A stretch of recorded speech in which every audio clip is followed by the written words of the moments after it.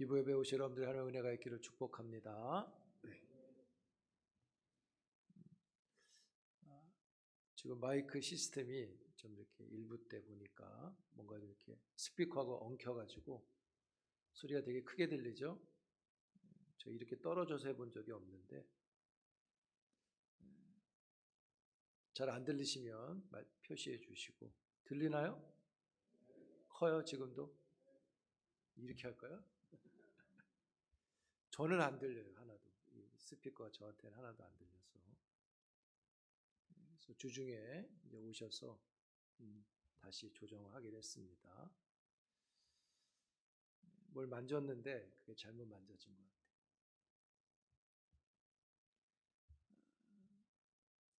구원에 이르는 길은 예수 그리스도입니다. 믿습니까? 그리고 그 구원은 믿음으로만 받습니다. 바울이 이렇게 얘기했습니다. 너희는 그 은혜에 의하여 믿음으로 말미암아 구원을 받았으니 이것은 너희에서 난 것이 아니요 하나님의 선물이라.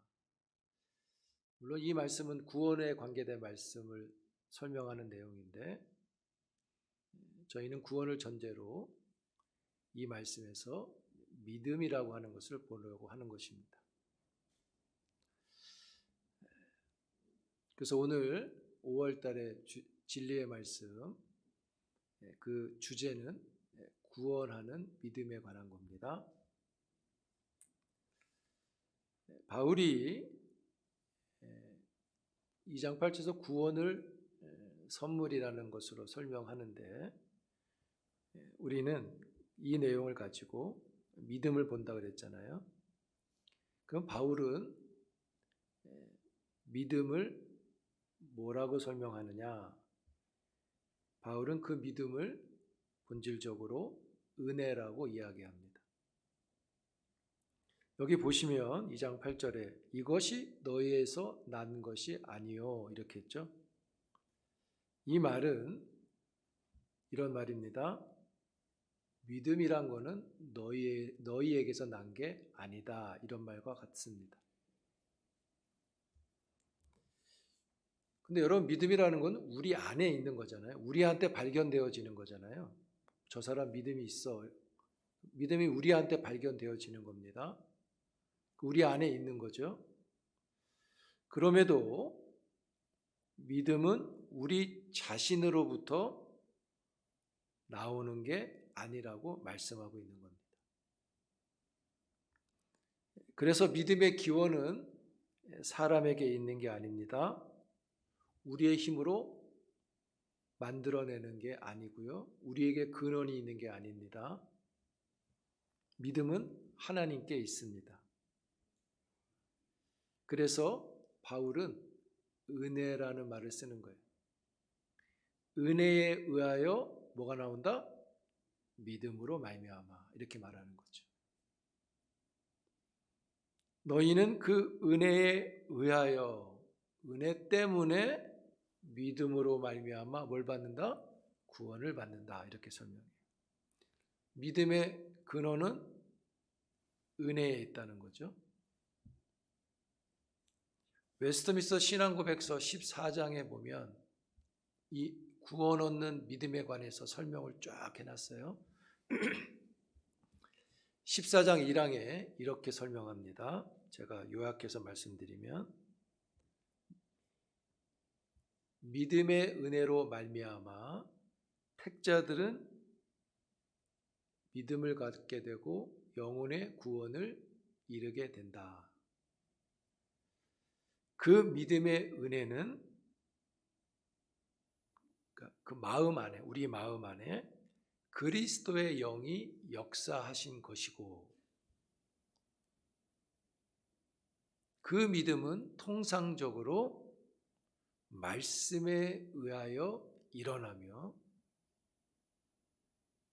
그 믿음의 은혜는 증가되고 강화되어진다 이렇게 설명해 놨어요.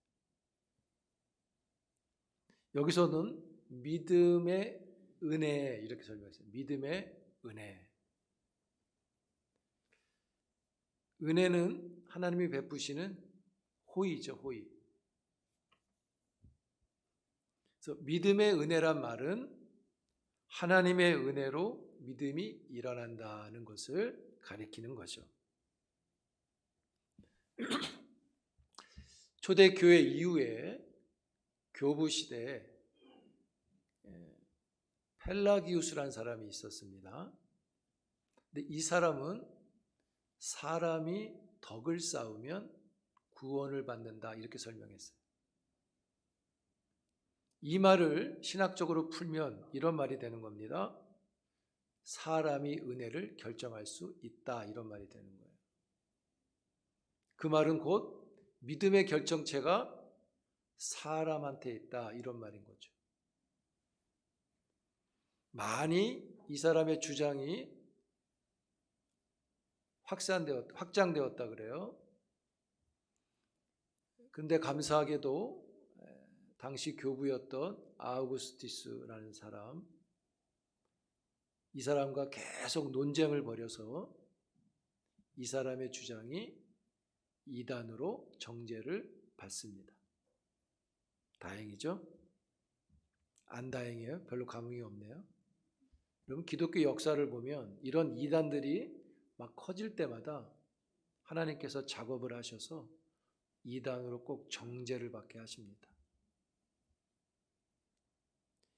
이런 가르침의 영향이 전도자 찰스 핀이라는 사람이 있는데 이 사람은 구원하는 믿음을 결단이라는 것으로 인도했습니다. 결단하면 믿음이 생기는 것처럼 말을 했습니다. 그래서 결단하세요. 그러면 믿음이 생겨서 뭘 받느냐? 구원을 받는다고 했다는 거예요. 그러나 결단이 믿음이 된다고 하는 것은 개혁주의 입장에서 보면 조작적인 믿음이라고 할 수 있습니다. 믿음을 조작하는 거예요. 여러분 물론 우리 결단할 수 있습니다. 복음을 듣기로 결단할 수 있죠. 집회에 참석할 수 있죠. 교회에 가기로도 결정할 수 있습니다. 심지어는 예수를 믿기로도 결단할 수 있죠. 그러나 여러분 실제로 믿지 않는 것을 결단한다고 해서 믿어지는 겁니까? 모순이죠. 더 쉽게 설명하면 나는 이 음식이 안 맛있는데 옆에서 맛있다고 계속해서 맛있다고 말하면 맛있어지는 겁니까? 믿음이라는 것은 은혜에 있는 것이지 결단에 있는 게 아닌 것이죠. 믿음은 하나님께 있는 것입니다. 그래서 우리의 신앙은 고백은 믿음의 은혜는 하나님이 주신다고 고백하는 거죠. 그럼 우리는 왜 결단을 할 수 있느냐? 은혜의 믿음에는 우리가 만들 수 없는 그리스도에 대한 사랑을 하나님이 우리에게 심어주셔서, 심겨준다 그러잖아요. 심어주셔서 그 심겨진 것에 의해서 우리가 믿음을 결단하게 되는 거예요. 여러분, 하나님이 믿는 가슴을 주시는 겁니다. 아멘. 그래서 아까 신앙 고백서에서 그렇게 얘기했잖아요. 택자들이 믿는 이 믿음의 은혜는 성령의 역사다 이렇게 말하는 거예요. 그래서 하나님은 성령으로 택한 자들을 중생시키시는 거죠. 그리고 그 중생시킨 택자들에게 성령이 또한 믿음도 주시는 겁니다. 그래서 그 믿음으로 우리가 택함을 받은 걸 깨닫게 되는 거예요. 할렐루야. 근데 여러분, 그것보다도 우리가 뭔가 열심히 해서 어떤 믿음이라고 생각하는 것도 우리가 좀 열심히 해서 믿음을 얻으면 좋을 것 같아요. 내가 열심히 하면 되니까. 그런데 왜 성경은 은혜로 의하여 믿음으로 말미암아 이렇게 말했을까요? 나로 말미암아 나로 의하여 믿음으로 말미암아 이렇게 될 걸 왜 은혜로 의하여 믿음으로 말미암아 이렇게 했을까요? 그것은요, 딱 이유 하나입니다. 우리 스스로의 힘으로는요, 믿음을 일으킬 수 있는 도덕적인 능력이 우리한테 하나도 없기 때문이에요. 그래서 우리 이걸 뭐라고 말합니까? 전적 타락했기 때문에 이런 힘을 갖고 있지 않아요. 그래서 나로 의하여 믿음으로가 안 되는 거고 은혜로 의하여 믿음으로 말미암아 구원을 받는 것입니다. 할렐루야. 그럼 이런 질문이 할 수 있을 것 같아요. 목사님, 은혜로 되는 믿음이라고 한다면 왜 자꾸 예수 믿으세요 전도해야 됩니까? 은혜가 알아서 다 할 건데 왜 꼭 예수 믿으세요라고 전도해야 됩니까? 이런 생각을 해볼 수 있죠. 질문의 대답은 이겁니다. 성령이 믿음을 주신다 그랬잖아요. 근데 성령이 믿음을 주시는 통상적인 방법은 아까 웨스트민스터 신앙고백서에 그랬죠. 통상적인 방법은 말씀의 사역으로 말미암아 나타나기 때문입니다. 그래서 우리가 말씀으로 전도하는 거예요. 말씀으로 믿으라고 전하는 것입니다.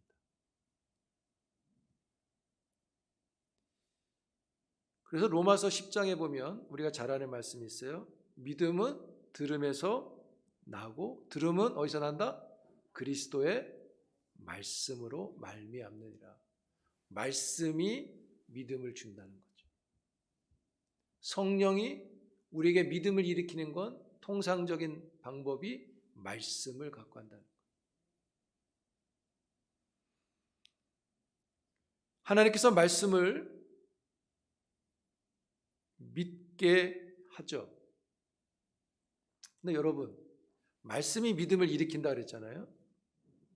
그래서 믿게 하는데 하나님이 말씀으로 우리를 믿음을 갖게 해서 우리를 자기 백성으로 부른다는 게 참 놀라운 것 같아요.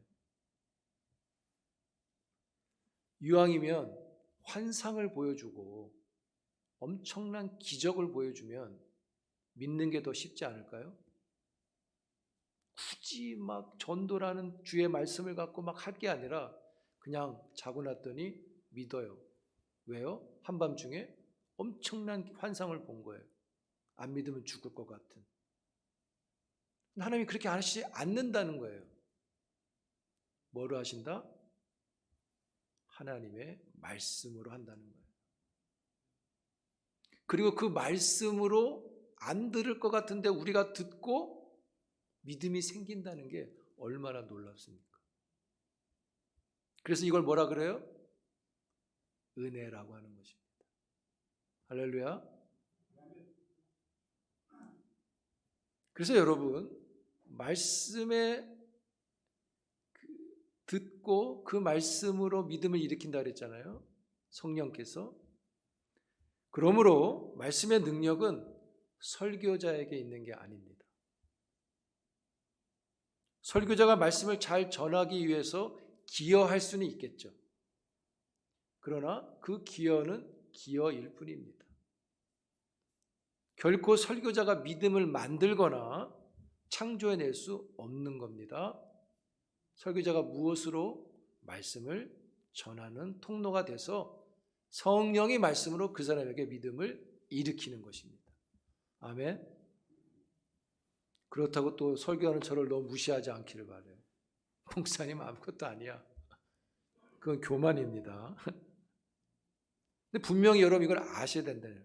그러니까 우리가 말씀을 들을 때는 하나님이 말씀하신다는 전제를 갖고 듣는 거예요. 하나님의 말씀을. 그럼 믿음을 일으켜 주시죠. 그러니까 믿음이 없다. 그 사람 말씀 잘 안 듣는 사람이라고 보시면 돼요. 그런 기질이 강한 거예요.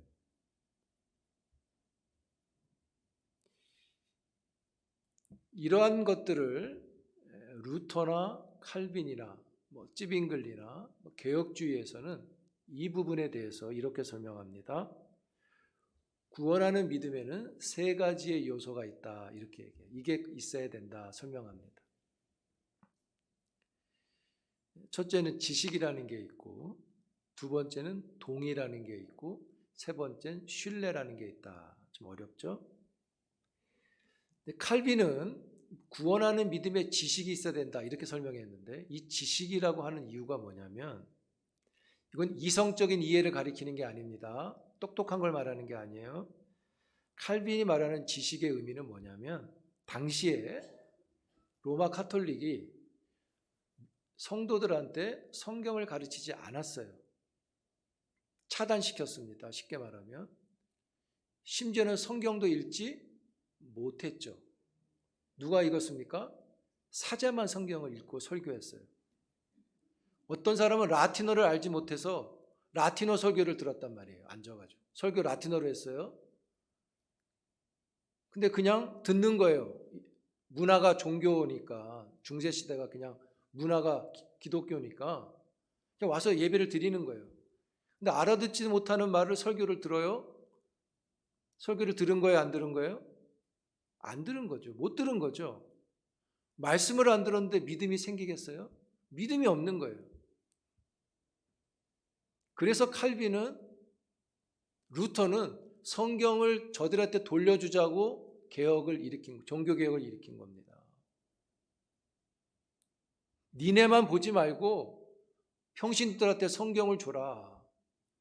너네만 제사장이 아니다.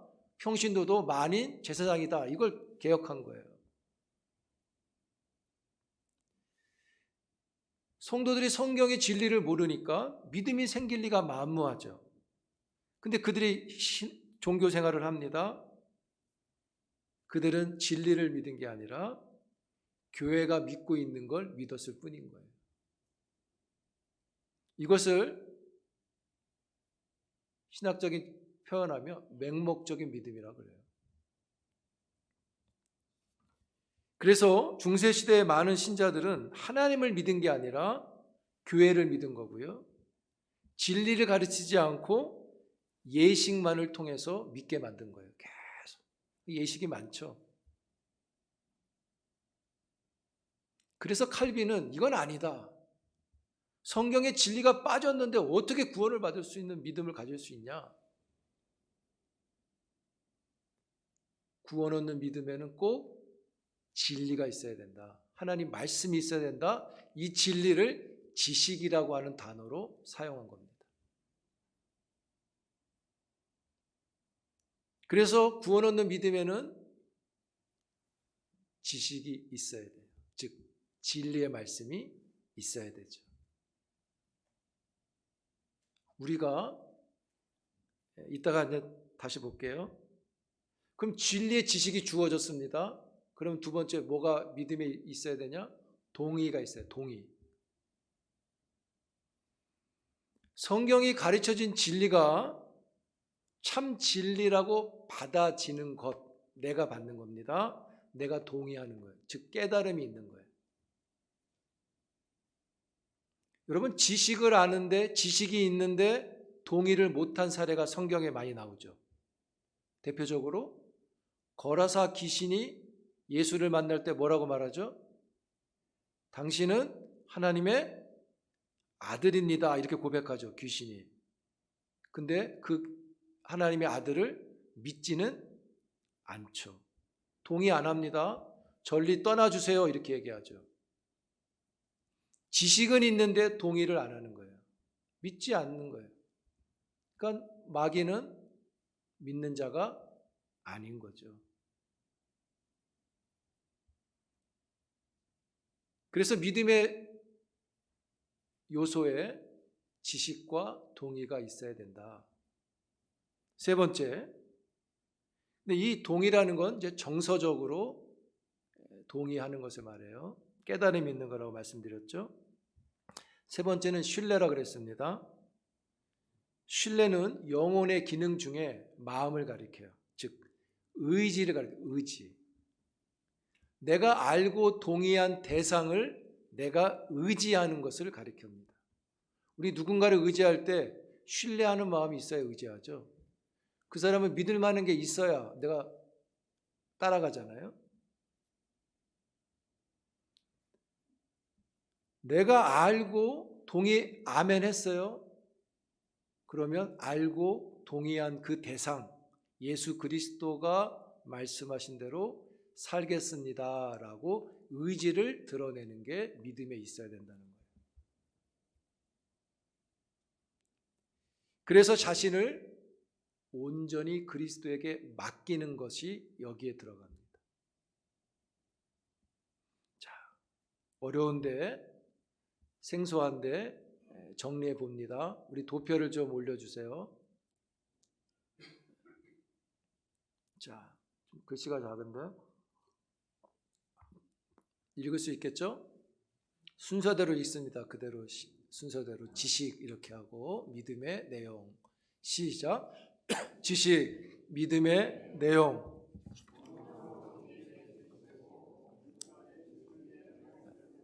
예. 지식, 믿음의 내용입니다. 성령을 우리에게 계시되고 인쳐진 진리의 말씀을 가리킵니다. 예를 들어 이런 겁니다. 그 옆에 말씀이 있습니다. 시작. 주 예수를 믿으라. 너와 내 집이 구원을 얻으리라. 이게 진리입니까? 아닙니까? 예, 진리의 내용이죠. 이게 지식이에요. 이게 하나님의 말씀이죠. 그럼 이 말씀이 우리에게 주어졌어요. 우리가 동의를 해야 돼요. 두 번째, 동의 읽겠습니다. 시작. 동의, 믿음의 정서, 주의 말씀이 참 진리라고 생각하는 정서, 깨달음이라고 그랬죠. 그럼 말씀은 어떤 태도가 나타나냐? 읽겠습니다. 시작. 주여 이 죄인을 용서하옵소서. 믿겠다고 말하는 거죠. 그러면 내가 그 대상을 믿기로 했어요. 마음에 신뢰가 생기죠. 자, 신뢰범을 읽겠습니다. 시작. 신뢰, 믿음의 의지, 자신이 알고 동의한 대상을 전적으로 의지하는 겁니다. 그래서 말씀 읽어볼까요? 시작. 거룩한 산 제사로 드리라를 순종하는 거죠. 이건 제가 그냥 만든 거예요. 다른 데 유포하면 안 됩니다. 또 누가 또 이거 보고 뭐 이거 잘못됐다고 또. 그러나 이게 제가 볼 땐 좋은 설명이에요. 여러분, 이 믿음이라는 것이 왜 이렇게 알아야 되느냐? 그냥 믿으면 되지. 그냥 믿어도 되는데. 믿음의 요소에 이런 성질들이 있다고 여겨질 때 우리가 이 성질들을 추구하면 되죠. 그럼 뭐가 생겨요? 믿음이 생깁니다. 하나님의 말씀을 더 가까이 하고 그 말씀을 깨달으려고 엎드리고 그 말씀대로 살려고 하는 사람한테 믿음의 사람이라고 말하는 것입니다. 그 사람이 구원 얻는 믿음을 가진 것입니다. 많은 사람들이 구원 얻는 믿음을 선택하지만 그런 것들이 보이지 않기 때문에 루터나 칼빈이나 이런 개혁주의자들이 살펴보게 된 거예요. 근데 여러분, 이 믿음이라는 것은 정도에 있어서 약하기도 하고 강화되기도 합니다.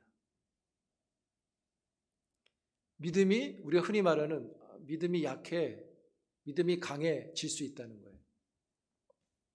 그래서 바울이 이렇게 말했습니다. 믿음이 약해질 수 있으니 전신갑주를 입으라.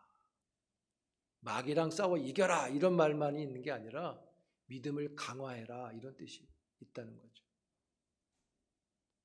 왜요? 믿음이 공격을 받아요. 계속 사탄이 유혹하고 뭐 힘들게 하고 포기하고 만들고 싶고 도전하기 때문에 믿음이 약해질 수 있어요. 왜? 동의를 잘 못할 수도 있고 의지를 잘 못할 수 있잖아요. 의지하려고 하는데 못하게 자꾸 만든단 말이에요. 그래서 믿음이 약해질 수 있으니까 우리는 반대로 믿음을 강화시켜야죠. 증가시켜야 된다는 거예요. 근데 믿음의 강화는 뭘로 된다 그랬어요? 성령으로 말미암아, 성령은 통상적으로 말씀으로 믿음을 일으킨다 그랬잖아요. 마찬가지로 말씀의 강화, 믿음의 강화도 말씀으로 되는 것입니다. 누구의 말씀입니까? 하나님 말씀. 왜 하나님 말씀으로만 된다고 할까요? 물론 믿음을 강화시키는 다른 요소도 있어요. 성례와 기도라는 게 또 있지만 오늘 말씀만 봅니다. 왜 하나님 말씀만 믿음을 강화시키느냐? 우리가 하면 안 되냐? 자, 하나님 말씀으로 믿음이 강화된다고 하는 이유는 딱 한 가지입니다. 하나님은 전능하시고요. 거짓이 없으시고 누구에게 속임을 당하지 않죠. 완전하시죠? 완전하신 분이 하시는 말씀이기 때문에 그 말씀이 완전해요. 그래서 하나님의 말씀은 전부가 참된 진리의 말씀이 됩니다. 하나님의 말씀에는 왜 완전하냐? 완전하신 성품이 담겨 있기 때문이에요. 완전하신 분이 말씀했기 때문에 그 말도 완전한 거예요. 그래서 그분의 말씀에는 어떤 문제도 없어요. 아멘. 말씀하고 나하고 상황이 달라도 하나님 말씀은 문제가 없어요.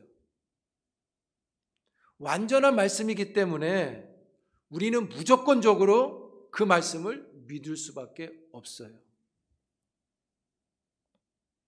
왜요?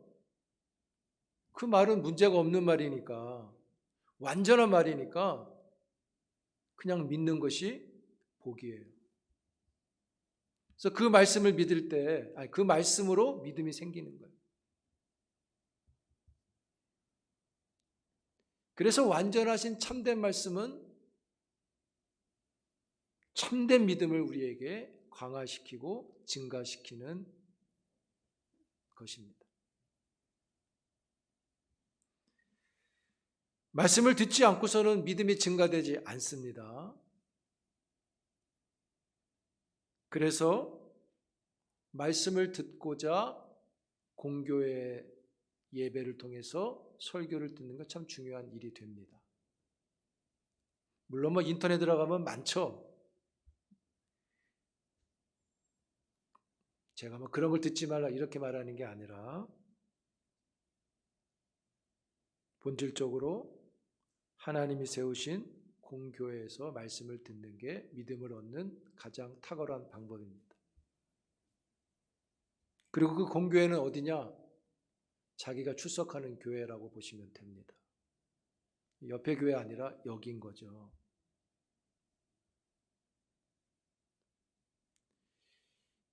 말씀을 통해서 믿음을 얻고자 하는 경건의 유익이 충만하게 축복합니다. 여러분, 저마다 경건이 다 있어요. 이 사람은 이런 경건이 있고 저 사람은 저런 경건이 다 있는데요. 그 경건이 유익이 되는 건 또 다른 문제입니다. 경건이 때론 믿음을 해칠 수가 있죠. 우리가 갖고 있는 경건이 유익이 되도록 하는 일에 우리가 믿음을 잘 가져야 돼요.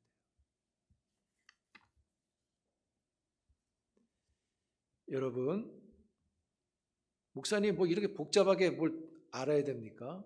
몰라도 됩니다. 근데 알면 유익이 있습니다.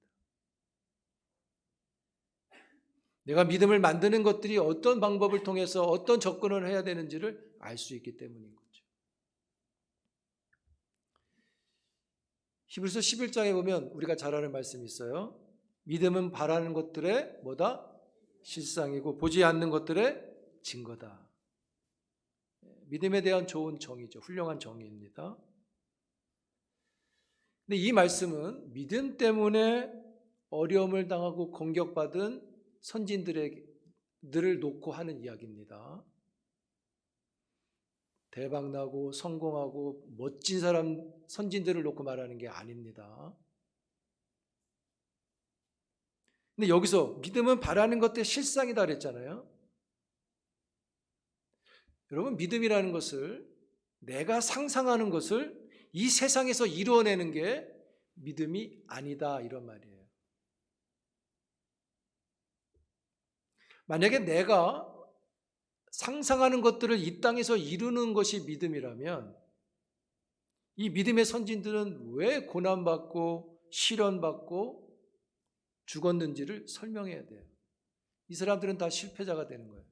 왜? 이 세상에서 상상하는 것들을 이루지 못했단 말이에요.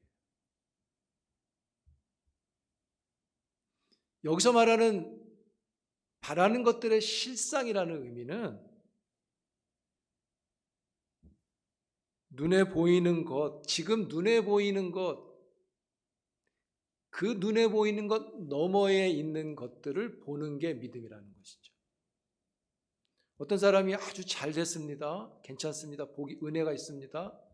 근데 그 사람은 내가 지금 이 세상에서 상상했던 것을 다 이루었어도 이게 다가 아니라 이거 너머에 있는 보이지 않는 더 귀한 게 있다는 것을 보는 게 믿음이라는 거예요. 반대로 지금 너무 힘들어요. 생각지도 않은 일을 만났어요. 너무 괴로워요. 죽을 것 같아요. 지금 눈에 보이는 이것 있지만 그 너머에 보이지 않는 더 큰 게 있다는 것을 보는 게 믿음이라는 거죠. 여러분, 그 보이지 않는 것을 보며 살아내는 게 구원하는 믿음의 증거인 것입니다. 사랑하는 성도 여러분, 구원하는 믿음은 마음을 통제해서 현실을 조작하는 게 아니라 모든 것을 주관하시는 삼위 하나님을 알고 그분께 동의하고 그분을 신뢰하는 태도가 구원하는 참 믿음이다 여기시면 됩니다.